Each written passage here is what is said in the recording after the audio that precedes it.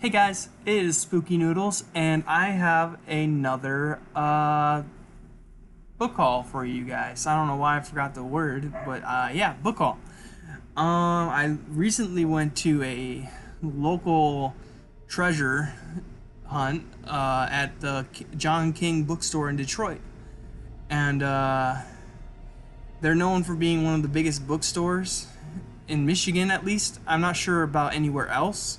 I think it might be the second biggest bookstore in the US. I'm not quite sure. Don't quote me on that, please. But it has 4 stories of books. And unfortunately, I didn't find what I was looking for per se, but I did find a lot of cool books. So let's look at some of those. And then afterwards, I got 2 books in the mail, and I wanted to share with you what those are. And I got a lot more coming too. So let's start off with my John King books. First, we're going to start with this book. This book is called The Brass Halo by James Nugent. I think it's Nugent.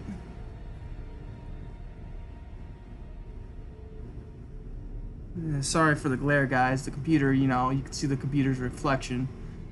But, yeah, The Brass Halo. It's very shiny, so I apologize. Here's the back if you want it.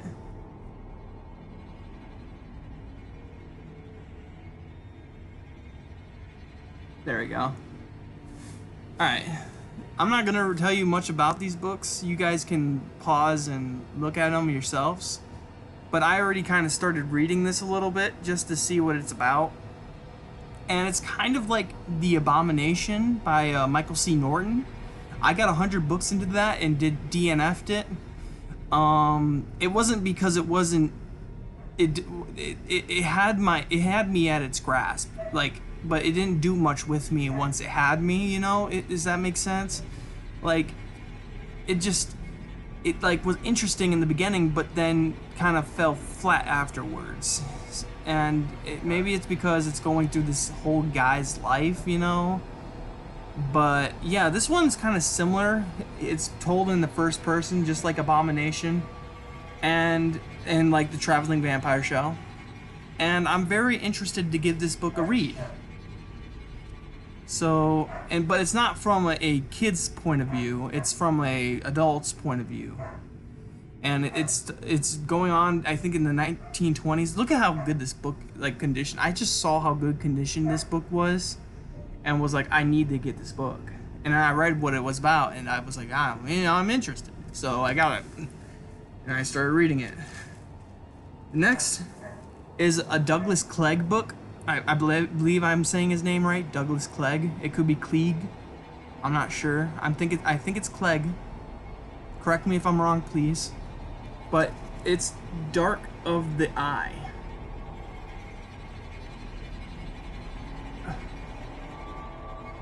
Sorry for the long dramatic pause. Not in the best shape. There's the back.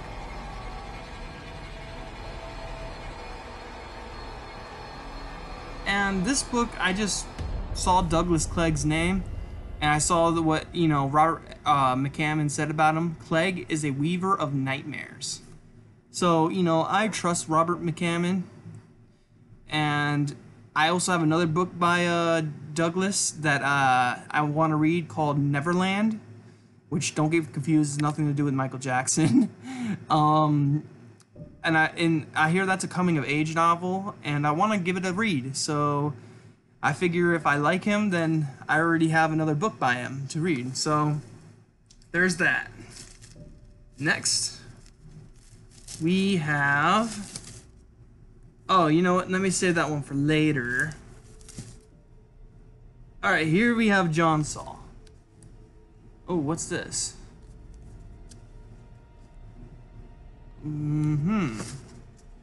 Interesting. Someone bookmarked chapter 12. All right. Well, let's take that out of here. All right. This is The Creature, or no, just Creature. My bad. I always want to throw the in front of things. Creature by John Saul. And here's the back. You might not be able to read it.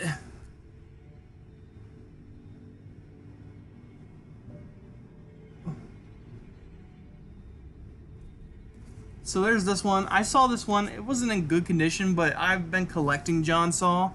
I haven't read a single book by the dude, and I haven't heard good things. But I want to give him a shot because he makes so many horror books, and if I do like him, then there's so much, to read by him. So if I like his style, I like how he writes his characters, I write, everything he writes, if I like it, then I have a bunch of books to go through, And this is one I didn't have yet. They also had a book called, I think, Shadows, which I was gonna get, but I had a lot of books on my hand, and I was like, like I can't get all these books because the total of the price ended up being around $90. So, and I mean, it wasn't just me shopping, and my mom got some books too, and so did my grandpa. So, but yeah, that's Creature by John Saul.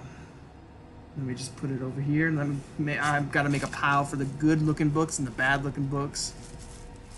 Let's see, next. Let's do this book. I don't know what that is. Let's see here real quick. There's some stuff in the books. People bookmark the books when they're reading them. This looks like a receipt. I don't need that. Alright, this is a cover I haven't seen before. And it's Bethany's Sin by Robert R. McCammon. Author of Ball. Or Bale? Ball? I think it's Ball. I'm not sure. Correct me if I'm wrong, obviously. Please. I hate when people don't correct me when I'm wrong and I say stupid shit. So, correct me. But I've never seen that cover. I actually lost an auction yesterday. And this book was in there. And it was a pretty cool cover. It was all pink and purple, And I just find this book cover more interesting. Like, got that horse all veiny and dark and malicious, and you got the girl that like yeah, this is my horse, bitch. I don't know. I'm never good at portraying people, but here's the back, so you guys can read what it's about. If I can get the whole thing in there, you can read it. So that's Bethany's Sin by Robert R. McCammon, and I got a few Robert R. McCammon books in here. Or, not a few, just two, really. I saw this one. I think I already own it, but this one is in much better condition than any Usher passing I have. So, I had to have this one. See, the back isn't that much broke. It's not that broke. And then there's the back, so you guys can see what it's about. So, I think that's it for the Robert McCammon books. I just got those two cool looking covers. So the next we have, sorry, it's kind of dark in here, so I can't really read the book that well. Garfield Reeves Stevens. That's a weird name. He probably should have used a pen name. No offense. Garfield's a cool name, but Reeves Stevens doesn't really roll off the tongue. But anyways, it's called Bloodshift. And you got a thing up there by Stephen King, author of The Dark Half. Like, he needs to be, have that next to his name. It's Stephen King. And everyone knows Stephen King. Anyways, he says Garfield Reeves Stevens is the Tom Clancy of horror. Now, I don't know what the hell that means. But, obviously, it's supposed to be a compliment. And this book was in, like, pristine condition. I dropped it, so I kind of bent a corner. So then I was like forced to buy it. But here's the back. I'll like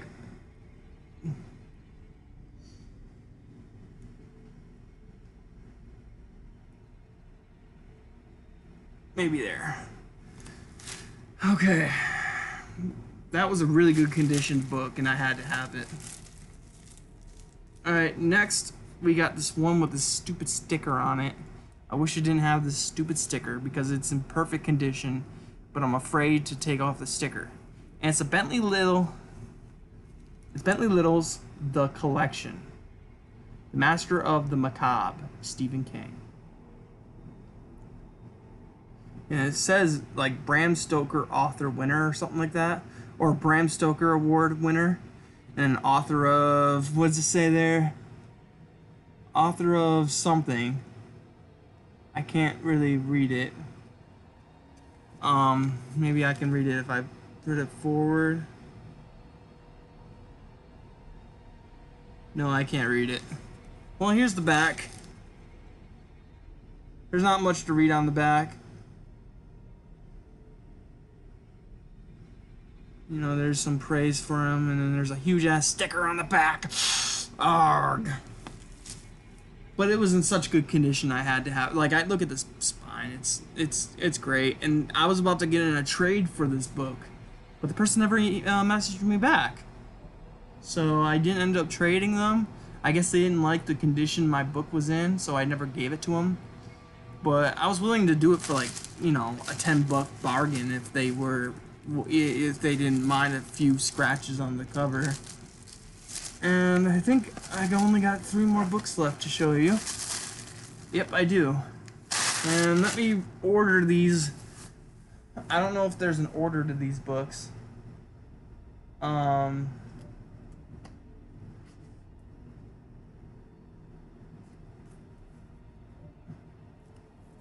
let's just go with this first. Alright, I found some really good conditioned Edward Lee books.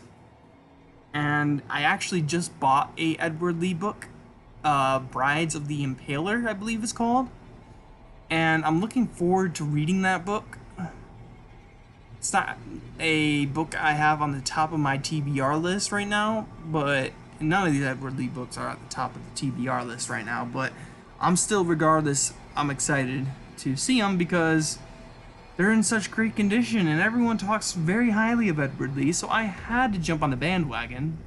And I will read them eventually, but I'm in like a little stint right now where I like coming of age and books like that, even though the book I'm currently reading has nothing to do with coming of age. But I've recently been reading like The Traveling Vampire Show, Abomination by Michael C. Norton. I've dabbled with some other books of coming of age. I got a book here I'm going to show you in a second that's kind of a coming of age story in the 80s, which isn't I wasn't born in the 80s. I was born in the 90s and grew up in the 90s and early 2000s, so I don't really know if this book's going to be for me, you know. But as regardless, I'll talk more about it when it comes there. Ooh, I think I just scratched a book. Anyways, this is Edward Lee's Eternal Angel. So I don't know what it's about yet. I haven't read the back, so you guys will probably know before me. So there you go. There's the first part. There's the second part. Alright. And then second we got City Infernal. Of course by Edward Lee. And I think someone just dropped these books off, you know, to this library because they're in such good condition.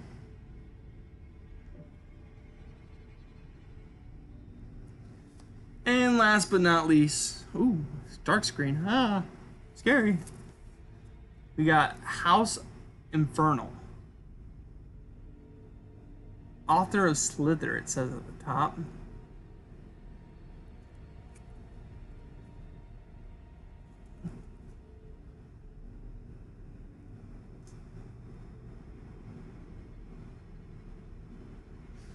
And that's all with the Edward Lees, you know. So I went to go for Richard Lehman books, but I didn't find any at this bookstore, which was unfortunate. But I'm running out of Richard Lehman books to collect because I basically collected them all. There's a few that I haven't, and there's a few that I'm not going to collect. Like, I'm not going to collect the Beast House series, like The Cellar, Beast House, and the third one. I just don't feel like those books are going to be for me. Midnight Tour, I think, is the last one. I just don't feel like those books are up my alley. From what I hear, it's not his greatest work. And it's just, it's a series. And I'm not really into series, you know? Like, I like individual books. Like, I like books with a clear ending, you know? I don't really get into series because then I kind of fall off after a while and then I don't finish, you know? I don't know if I'm the only one that has that issue, but I just don't like series, you know? So I'm not interested in the Beast House series, but I am interested in his standalone books. And I have a pile I'm going to show you guys soon of my Richard Lehman collection. I did one for Bentley Little so far, and now I gotta add one to that list because I got this Bentley Little book.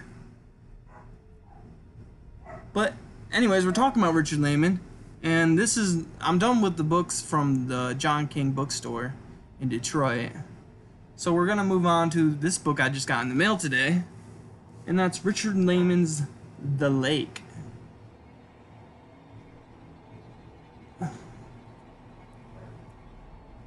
Spine's seen some better days. It said it was in good condition, but you know, I would consider this, like it said, very good condition. I would say this might be good condition. So I kind of got ripped off, I guess. Here's the back. There's more of the back. So there's a Richard Lehman book.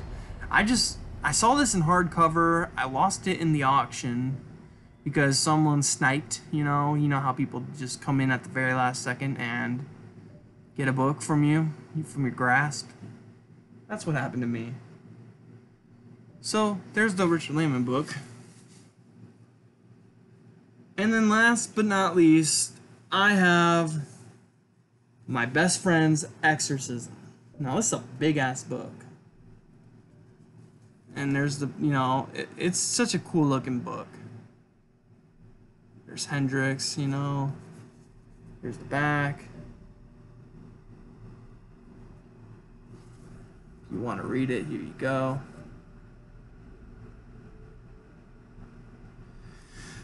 Now, what I saw about this book was that, well, what did I see about this book? I read a Grady Hendrix book recently. Actually, I listened to the audiobook. And, hold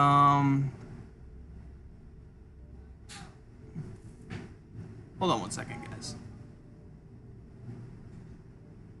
Alright, sorry about that, guys. I recently listened to a Grady Hendrix book called We Sold Our Souls by Grady Hendrix. And if you watched my review on it, you kind of know how I felt. Wasn't really clear.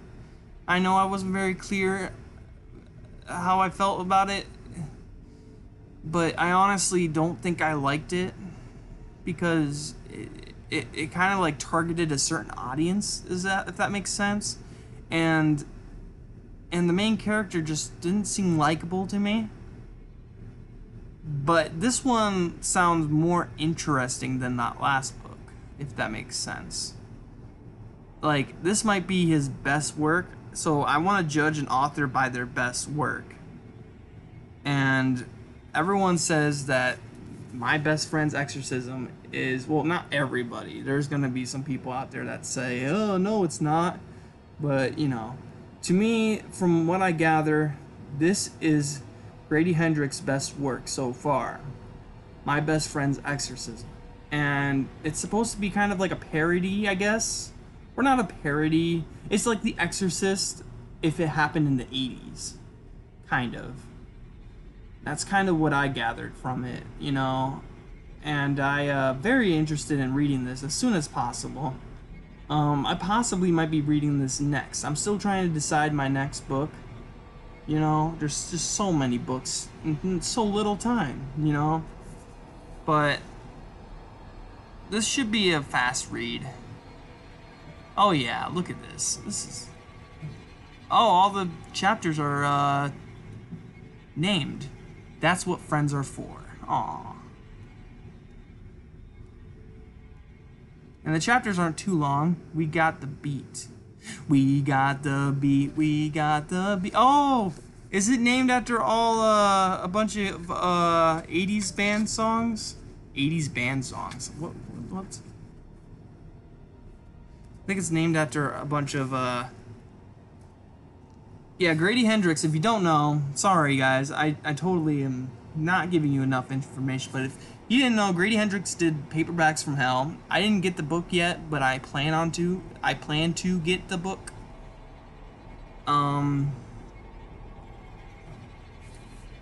But that's the same author who did this book, Grady Hendrix, and I have a lot of appreciation for Grady Hendrix because I like the way he writes. You know, I didn't care for We Sold Our Souls, but I could tell that I like the way he writes, so I figure he has to have a book I like, you know. There's another one, Horror Store, I think it's called. It's like an IKEA type situation, you know, which is cool because I've recently read The Store, which was like a Walmart type story, you know. What if a Walmart came to your town and took over and blah blah blah, you know. But yeah, I imagine that's Grady Hendrix type of version for, you know. So I just read this little thing, excerpt or whatever, from at the bottom. It says, if The Exorcist had been authored by Tina Fey instead of William Peter Blatty, it might have been born an uncanny resemblance to what Grady Hendrix has accomplished with My Best Friend's Exorcism. That's a funny quote. Yeah. But, yeah. Sorry, guys. I kind of went on a little bit of a tangent there. You know, I really want to give this author a second chance, you know, because he writes really well. I like the way he writes. I just did not care for We Sold Our Souls. And you can't judge Paperbacks from Hell because that's not a actual book. That's a collection of books, you know. Like, that's just, you know, I don't know what to call it. Yeah, I want to judge him by this book. And if I don't like this book, then I'm not going to give him a second chance or a third chance. This is the second chance because I didn't care for We Sold Our Souls, but I did like the way he wrote, like I keep saying. So I'm giving him a second chance, but there won't be a third chance. If I don't like this book, I'm not going to pick up Horror Store, or however you say the name of the store or the book. But for sure, Grady Hendrix you're getting a second chance with this book for me. And I almost guarantee I'm gonna like it. Even though I wasn't really from the 80s. I'm not from the 80s. My mom kind of was from the 80s. She grew up as a teenager in the 80s. I grew up as a teenager in the early 2000s. So, not thousands. That would make me very old. But I kind of went on for a while there. There we go. And this has been Spooky Noodles. And I hope you enjoyed this little book haul. It's not very little, but you know what I mean. It's been a big book haul. Quite a big book haul. Well, that's what I have for you today. And again, it's Spooky Noodles, and I hope you have a wonderful day. Alright, bye.